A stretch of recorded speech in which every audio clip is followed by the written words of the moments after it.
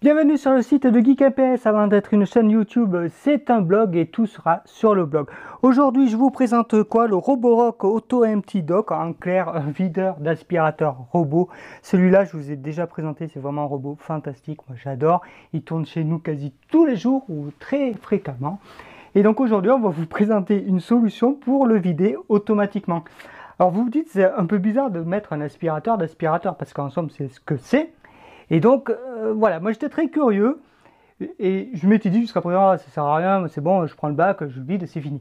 Non, en fait, ce qui s'est passé, c'est que pendant les vacances, le bac il s'est rempli et lorsque le bac est plein, eh bien, ça n'aspire plus grand-chose et ça limite, ça vous remet des poussières là où il n'y en avait pas. Donc, le dock, il arrive avec plusieurs options et on va faire tout de suite un unboxing et une présentation de mise en route. Et après, à l'utilisation, je vous dirai à quoi ça sert, est-ce que c'est bien, est-ce que ça vaut vraiment le coup d'investir. Comme toujours chez Roborock, c'est extrêmement bien emballé, donc on a un petit mode d'emploi rapide. On a le socle de la base, on voit quand même qu'il est assez imposant.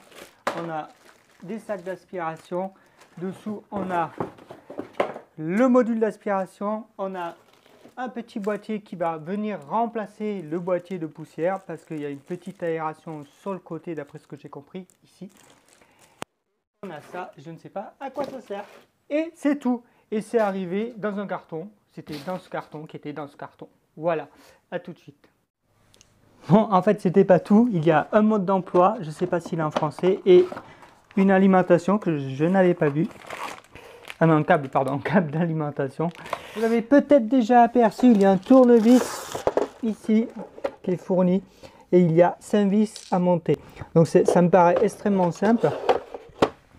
Vous prenez la base, j'espère que je ne suis pas hors câble. Vous la posez et vous vissez cette petite bestiole à l'autre.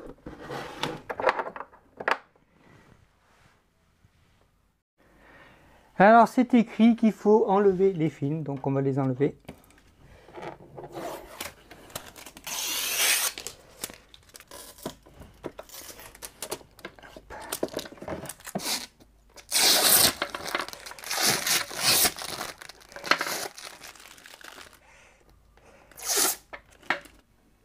Alors chez Roborock, on prévoit tout, c'est-à-dire que soit vous l'utilisez un aspirateur d'aspirateur sans sac, donc vous prenez votre machin et vous allez le vider par ici.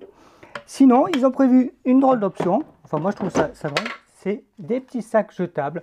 Donc le petit sac, il vient se mettre, il s'enfile dans cet appareil de cette façon et vous remplacez donc le multi-machin truc cyclonique par cette espèce d'appareil qui va venir se mettre ici, vous remettez ici. Alors le petit sac il est malin parce qu'il y a une petite encoche que vous tirez pour éviter que la poussière aille partout lorsque vous le retirez. Donc en clair, pour le retirer, vous reprenez votre bac et vous tirez cette petite manette, je ne sais pas si on la voit, et ça va fermer en même temps le sac. Eh bien on va essayer cette possibilité d'abord. Bon, pour l'anecdote, vous voyez, j'ai un aspirateur blanc, j'avais demandé un module blanc, je l'ai reçu noir, c'est pas bien grave. Là, il faut préparer le Roborock et donc on va lui enlever son bac d'origine.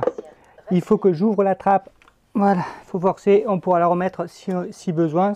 Et on met le nouveau boîtier. Donc il y a tout ce qu'il faut, il a un petit filtre, tout va bien.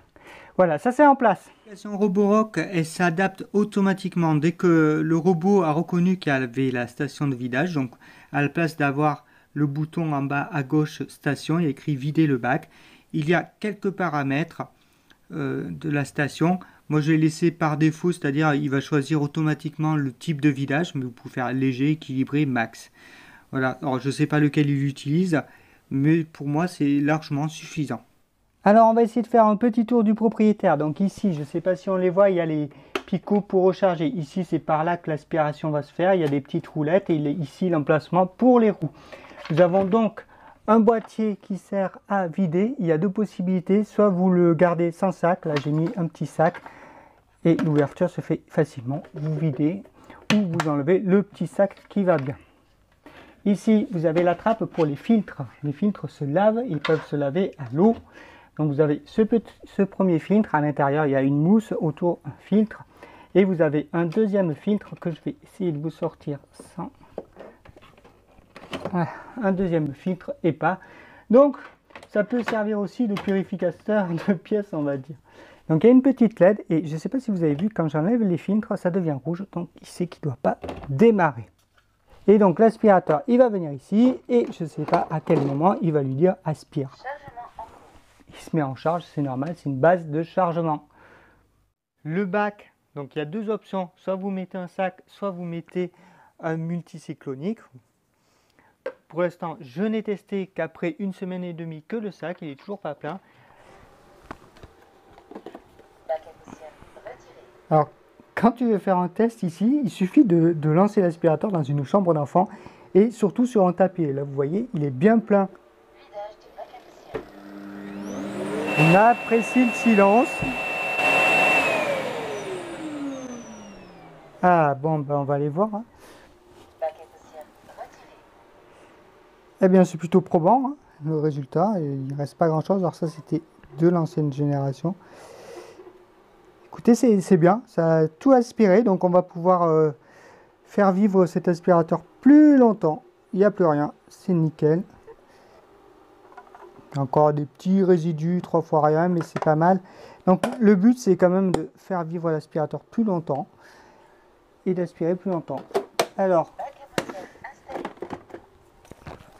et dessous, il faut regarder, donc ça a l'air très propre aussi. Donc ça marche, c'est ok. Ah, et là, par contre, un petit papier qui était resté coincé.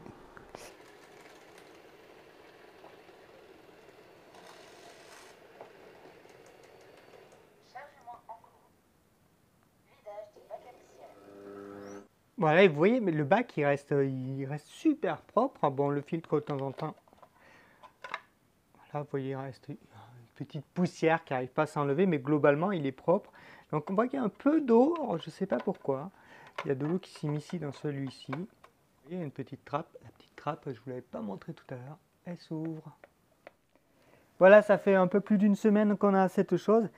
Et je vais vous dire, j'étais très sceptique au début et finalement, non, c'est bien, moi je trouve ça super bien, c'est hyper confort, c'est-à-dire que vider le bac, souvent vous mettez de la poussière un peu à côté de la poubelle, surtout quand vous tapotez le filtre. Avec ça, ça résout le problème. En plus, avec le sac qui est intégré, c'est hyper propre parce que vous pouvez retirer le sac et ça se ferme avec le sac. Alors oui, ça fait des consommables en plus, mais si vous n'aimez pas le consommable, il y a la possibilité d'avoir sans sac. L'autre confort, ben, c'est que l'aspirateur ne touche pas le sol.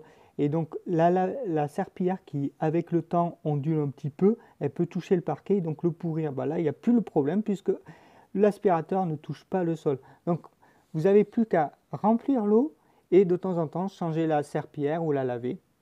Et franchement, c'est tout. J'ai été surpris, il aspire vraiment fort, c'est-à-dire qu'on l'a fait passer sur le tapis et il a aspiré toutes les bourres du tapis sans trop de problèmes, on va être réel. Hein.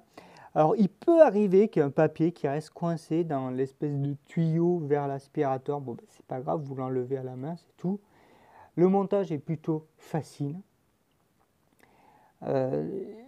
Franchement, des fois, il y a les petits cheveux à retirer autour de la brosse. Bon, mais ça fait partie de la maintenance.